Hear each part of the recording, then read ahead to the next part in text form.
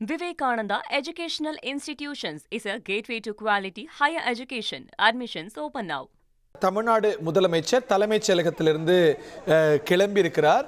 So maybe அவர் நேரடியாக MRC நகருக்கு போகலாம், இல்லை ஒரு சின்ன பிரேக் எடுத்துக்கிட்டு அவருடைய பட்டினப்பாக்க அலுவலகம் போயிட்டு எம்ஆர்சி நகருக்கு போகலாம்.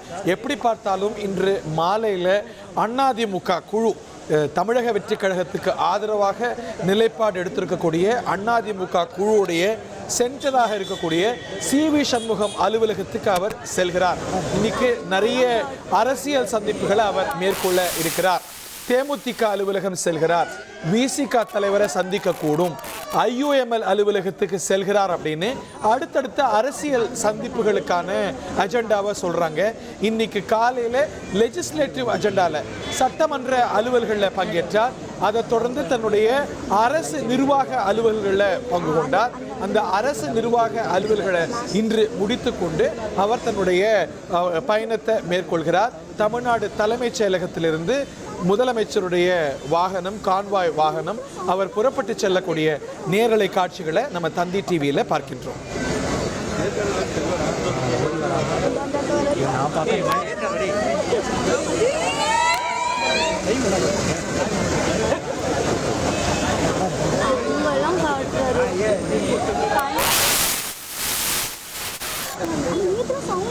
தமிழ்நாடு முதலமைச்சர் பல முக்கியமான நிர்வாக அலுவல்கள் சார்ந்த கூட்டங்களில் பங்கு கொண்டார். குறிப்பாக குடிநீர் வழங்கல் துறை சார்பாக தங்கு தடையின்றி இந்த கோடை காலத்தில் தமிழ்நாட்டு மக்களுக்கு குடிநீர் வழங்க ஏற்பாடு செய்யுங்க அப்படின்னு உத்தரவிட்டார். நேர்களுக்கு தெரியும், இன்னைக்கு காலையிலேயே முக்கிய அரசு அலுவலை மேற்கொண்டு உத்தரவு ஒன்றும் அரசு பிறப்பித்திருந்தது. 717 டாஸ்மாக் கடைகளை மூடுறதுக்கு உத்தரவிட்டிருந்தார்.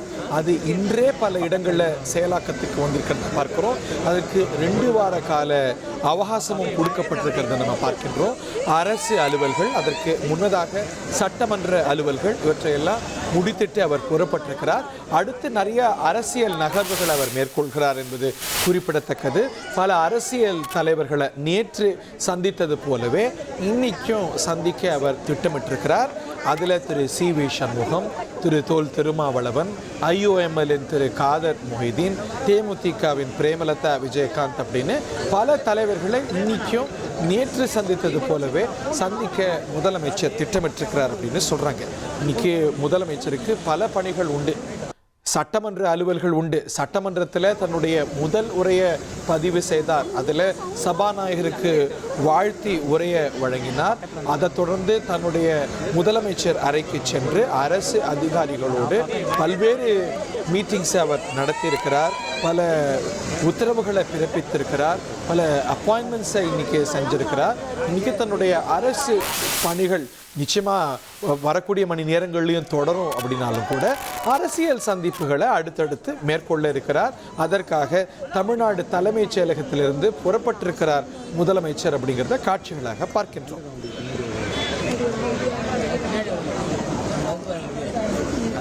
காங்கிரஸ் அலுவலகத்துக்கு செல்கிறார், தேமுதிக அலுவலகத்துக்கு செல்கிறார், IUML அலுவலகத்துக்கு செல்கிறார்.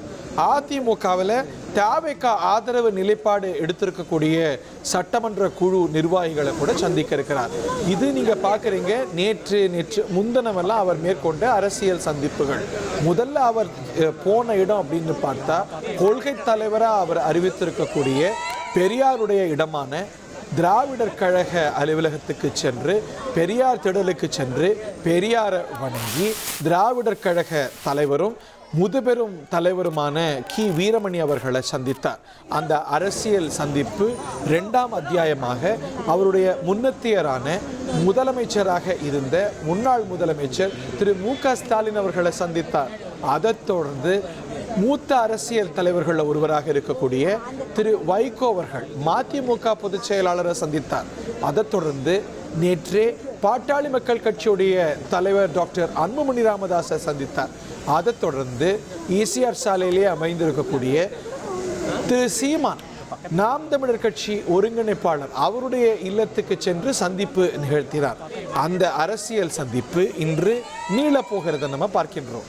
IUML, காங்கிரஸ், தேமுதிக, விசிக, இன்னும் சொல்ல போனால் அதிமுகவுடைய ஒரு பிரிவு தலைவர்கள் அப்படின்னு இவர்களெல்லாம் கூட சந்தித்து பேசுறதுக்கு திட்டமிட்டிருக்கிறார் தமிழ்நாடு முதலமைச்சர், தமிழக வெற்றி கழக தலைவர் திரு விஜய் என்பது குறிப்பிடத்தக்கது.